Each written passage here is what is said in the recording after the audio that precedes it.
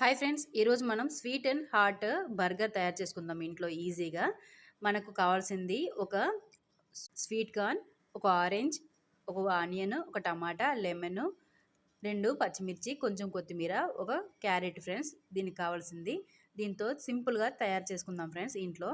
అన్నీ ఈ విధంగా కట్ చేసి పెట్టుకొని ఇప్పుడు మనం స్పైసీగా మన బర్గర్ని ప్రిపేర్ చేసుకుందాం ఫ్రెండ్స్. ప్యాన్ పెట్టుకొని 1 టేబుల్ స్పూన్ ఆయిల్ వేసుకొని తిప్పుకోవాలి ఫ్రెండ్స్. తీసుకొని కొంచెం టోస్ట్ చేసుకోవాలి.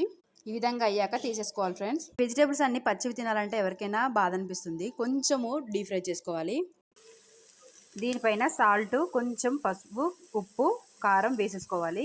అంటే సాస్ యూజ్ చేసుకోవట్లేదు కాబట్టి కొంచెం పచ్చడి దీని మీద రాసుకున్నాం ఫ్రెండ్స్ నేను. తర్వాత ఇవన్నీ ఇక్కడ స్ప్రెడ్ చేసుకోవాలి ఫ్రెండ్స్. దాన్ని ఈ విధంగా స్టఫ్ చేసేసుకొని మనము ఫోల్డ్ చేసుకోవడమే ఫ్రెండ్స్. ఈ విధంగా తయారైంది. మనము ఎక్కువ ఖర్చు లేకుండా తక్కువ ఖర్చుతో ఈ విధంగా రెస్టారెంట్ స్టైల్లో చేసుకోవచ్చు.